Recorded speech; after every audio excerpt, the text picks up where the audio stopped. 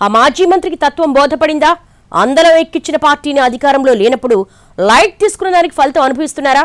అందుకే పొలిటికల్ చాణక్యం తెలిసిన సదరు లీడర్ ఇప్పుడు ప్లాన్ బి అమలు చేస్తున్నారా?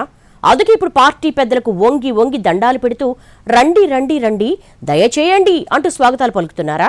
ఎవరా ex minister? Let's watch. Ganta Srinivasa Rao Bheemili MLA, మాజీ మంత్రి, తెలుగుదేశం పార్టీలో ఓ వెలుగు వెలిగిన ఉత్తరాంధ్ర నేత. 5 సార్లు ఎమ్మెల్యే, 2 సార్లు మంత్రి, 1 విడత ఎంపీ, 3 దశాబ్దాల రాజకీయ జీవితంలో ఓటమంటే ఎరుగని గంటా ఎలక్షన్ వ్యూహాలు చాలా డిఫరెంట్గా ఉంటాయి. గెలిచిన చోట తిరిగి పోటీ చేయకపోవడం ఆయన ఆనవాయితీ.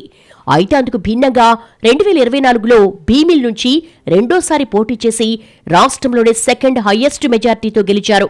ఆ జోష్లో మరోసారి మంత్రి పదవి ఆశించారాయన. కానీ వివిధ సమీకరణాల కారణంగా ఆ ఛాన్స్ దక్కలేదు. పైగా పేరుకు అధికార పార్టీలోనే ఉన్నా ఒంటరిగా మిగిలిపోయారా అనే స్థాయికి చేరుకున్నాయి పరిణామాలు. అందుకు కారణం మాత్రం గంటా శ్రీనివాస్ స్వయంకృతమేనన్నది ఆయన ప్రత్యర్థుల మాట. టీడీపీ అధిష్టానం ఆయనకు నో కాన్ఫిడెన్స్ బోర్డు పెట్టేసిందని, ఇప్పట్లో దాన్ని మార్చే పరిస్థితులు కూడా కనిపించడం లేదని చెప్పుకుంటున్నారు. అందుకు తగ్గట్టుగానే సీనియర్ ఎమ్మెల్యే ఈ మాజీ మంత్రితో మర్యాదపూర్వక కలయికలు తప్ప కీలక వ్యవహారాల్లో ప్రాధాన్యత ఇవ్వడం లేదన్న ప్రచారం జరుగుతోంది. విశాఖ ఎంపీ శ్రీభరత్ గంటా మధ్య దూరం బహిరంగ రహస్యం. ఇటీవల భీమిలి నియోజకవర్గంలో సిట్టింగ్ ఎమ్మెల్యేకు వ్యతిరేకంగా 2 కార్పొరేటర్స్ గళ విప్పితే మందలించాల్సిన జిల్లా నాయకత్వం దానికి విస్తృతమైన ప్రచారం కల్పించడంతో పాటు హైకమాండ్ వరకు మోసిందట. అంతకుముందు విశాఖకు విమాన సర్వీసులు నడపడంపై గంటా చేసిన సోషల్ మీడియా పోస్టు పార్టీలో తీవ్ర చర్చకు కారణమైంది. విశాఖ నుంచి విజయవాడకు విమాన సర్వీసులు కుదించడంపై స్పందిస్తూ ఆంధ్ర టు ఆంధ్ర వయా తెలంగాణ అనే పోస్టింగ్ మీద హైకమాండ్ అసహనం ప్రదర్శించినట్టుగా ప్రచారం జరిగింది. ఇలాంటివన్నీ కలిపి పార్టీ పెద్దలతో గంటాకు గ్యాప్ పెరిగినట్టుగా చెప్పుకుంటున్నారు. అయితే ఇదంతా ఇప్పటికిప్పుడు వచ్చింది కాదని, బ్యాక్గ్రౌండ్ కూడా గట్టిగానే ఉందంటున్నారు. 2014-2019 మధ్య చంద్రబాబు కేబినెట్లో హెచ్ఆర్డీ మంత్రిగా పనిచేశారు గంటా.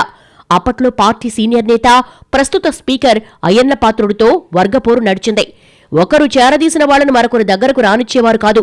ఈ క్రమంలో విశాఖ భూ కుంభకోణం సహా అనేక అంశాలపై అయ్యన్న గంటాల మధ్య వార్ పీక్స్లో నడిచింది. అధినాయకత్వంతో విభేదించడం, అలకపోరడం వంటి చర్యలు గంటా మీద చంద్రబాబుకి ఒక అభిప్రాయం ఏర్పడటానికి కారణమయ్యాయంటున్నారు. ఇక 2019లో టీడీపీ ఓడిపోయినా విశాఖ జిల్లాలో మాత్రం 4 సీట్లు గెలుచుకుంది. వీటిలో గంటా విజయం సాధించిన విశాఖ నార్త్ ఒకటి. అప్పట్లో ఎమ్మెల్యేగా గంటా శ్రీనివాసరావు టీడీపీని లైట్ తీసుకున్నారన్న అభిప్రాయం బలంగా ఉంది టీడీపీ పెద్దల్లో. అందుకు తగ్గట్టే అధినేత కార్యక్రమాలకు దూరంగా ఉండేవారాయన. హైకమాండ్ ఫోన్లకు అందుబాటులో లేకపోవడం, నియోజకవర్గ బాధ్యతలు ఇన్ఛార్జి చేతుల్లో పెట్టేయడం వంటివి టీడీపీ పెద్దల దృష్టిలో ఆయన పలుచన కావడానికి కారణమయ్యాయి. అదే సమయంలో గంటా వైసీపీకి దగ్గరవుతున్నారని, ముహూర్తం కూడా పెట్టేసుకున్నారంటూ అప్పట్లో 1కి 2 సార్లు ప్రచారం జరిగింది. ఆ లీకులను గంటా ఎంజాయ్ చేశారే తప్ప ఖండించకపోవడాన్ని పార్టీ జీర్ణించుకోలేకపోయింది. దాంతోపాటు రిషికొండ వివాదంపై స్పందన, ఇలా 1 కాదు 2 కాదు, చాలా వ్యవహారాల్లో ప్రతికూల వాతావరణం ఏర్పడింది. దీంతో పొలిటికల్ ప్లాన్స్ వేయడంలో దిట్టైన గంటా ఇప్పుడు స్టైలు మార్చారట. తొందరగా తత్వాన్ని గ్రహించి ఈ పరిస్థితుల్లో చంద్రబాబు, లోకేష్ను ప్రసన్నం చేసుకోవడం తప్ప మరో ప్రత్యామ్నాయం లేదని డిసైడ్ అయి పద్ధతి మార్చుకున్నట్టుగా కనిపిస్తోంది.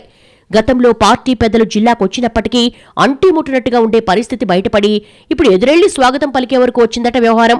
ఇటీవల లోకేష్ తరచూ విశాఖ వస్తున్నారు. మిగిలిన ఎమ్మెల్యేలు వెళ్లడం, ఆహ్వానించడం రొటీన్. కానీ గంటా శ్రీనివాస్ గతానికి భిన్నంగా ఎయిర్పోర్టుకెళ్లి మరీ రండి రండి దయచేయండి అని వినమ్రంగా స్వాగతించడం చూసి ఇదేదో కొత్తగా ఉందే అని గుసగుసలాడేస్తున్నారట పొలిటికల్ సర్కిల్స్లో. ఆ మధ్య బహిరంగ వేదికపై చంద్రబాబును రేంజ్లో ఆకాశానికి ఎత్తేశారు గంటా. ఇప్పుడు లోకేష్ను ప్రసన్నం చేసుకునేందుకు డబుల్ ట్రయల్స్లో ఉన్నారాయన. తాజాగా 2 రోజుల పర్యటన కోసం విశాఖకు వచ్చిన విద్యాశాఖ మంత్రితో కలిసి ఒకే డయాస్ పంచుకోవడం, భీమిలి నియోజకవర్గం స్కూల్స్లో ఏఐ ల్యాబ్స్ను ప్రారంభించడం కొంత సానుకూలతగా భావిస్తున్నారు. ఇది ప్రభుత్వ పరంగా జరిగిన కార్యక్రమమే అయినప్పటికీ లోకేష్తో గంటాకు గ్యాప్ తగ్గిందా అన్న భావన కలిగించడానికి ఉపయోగపడిందని భావిస్తున్నాయి టీడీపీ వర్గాలు. ఇక ఒకే పార్టీలో ఉన్న ఎన్నాళ్లు ఉప్పు నిప్పులా కనిపించిన అయ్యన్న, గంటాలు ఇటీవల యాదృచ్ఛికంగా కలిశారు. ఓ ఆలయం ప్రతిష్టాపన కార్యక్రమంలో స్పీకర్తో మర్యాదపూర్వక కరచాలనం చేశారు గంటా. ఇవన్నీ ఒక్కొక్కటిగా పేర్చుకుని చూస్తుంటే మాజీ మంత్రికి ఆలస్యంగా తత్వం బోధపడినట్టే కనిపిస్తోందంటున్నారు రాజకీయ పరిశీలకులు. ఈ స్థాయిలో బెల్ బాటం లైన్ టచ్ చేయడం వెనక మరో కీలకాంశం కూడా ఉండవచ్చంటున్నారు. రాజకీయంగా వచ్చే ఎన్నికల నాటికి పరిస్థితులను ఇప్పుడే అంచనా వేయడం కష్టం. మరోసారి పోటీ చేయాలన్న ఆసక్తి కూడా మాజీ మంత్రికి లేదని తెలుస్తోంది. అందుకే కుమారుడు రవితేజ కోసం ఇప్పటినుంచే ప్లాట్ఫామ్ రెడీ చేయాలనుకుంటున్నట్టుగా చెప్తున్నారు. ఇప్పటికే భీమిలి పార్టీ వ్యవహారాల్లో క్రియాశీలకంగా వ్యవహరిస్తున్నారు సన్నాఫ్ గంట. అలా మెల్లిమెల్లిగా రవితేజను లోకేష్ టీంలో చేర్చగలిగితే ఇక సమస్య ఉండబోదన్నది భీమిలి ఎమ్మెల్యే వ్యూహంగా ప్రచారం జరుగుతోంది. ఏది ఏమైనా ఆయనలో వచ్చిన ఈ మార్పు గురించి మాత్రం పార్టీ వర్గాల్లో ఆసక్తికరమైన చర్చ నడుస్తోంది.